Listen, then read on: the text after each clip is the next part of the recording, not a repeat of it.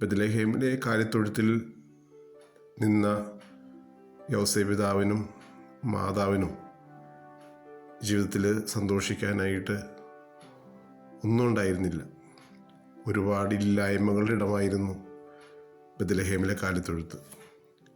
പക്ഷേ ആ ഇല്ലായ്മകൾക്കിടയിലും യോസേപ്പ് പിതാവും മാതാവും സന്തോഷത്തോടെ നിന്നെങ്കിൽ അതിനൊരു കാരണം അവരുടെ ഉള്ളിൽ നിറഞ്ഞിരുന്ന ദൈവസ്നേഹവും ദൈവാനുഭവവുമാണ്. ബെത്ലഹേമിലെ കാലിത്തൊഴുത്ത് നമുക്ക് നൽകുന്ന സന്ദേശവും അതുതന്നെയാണ്. ഈ ഭൂമിയിൽ സന്തോഷത്തോടെ ജീവിക്കാൻ, ആഹ്ലാദത്തോടെ ജീവിക്കാൻ, ജീവിതം ഒരു ഉത്സവമാക്കി മാറ്റാൻ ഒരുപാട് കാര്യങ്ങളൊന്നും വേണ്ട.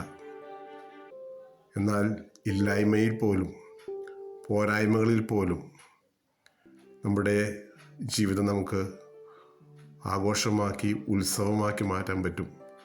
ഉള്ളു നിറയെ ദൈവസ്നേഹവും ദൈവാനുഭവവും ഉണ്ടെങ്കിൽ.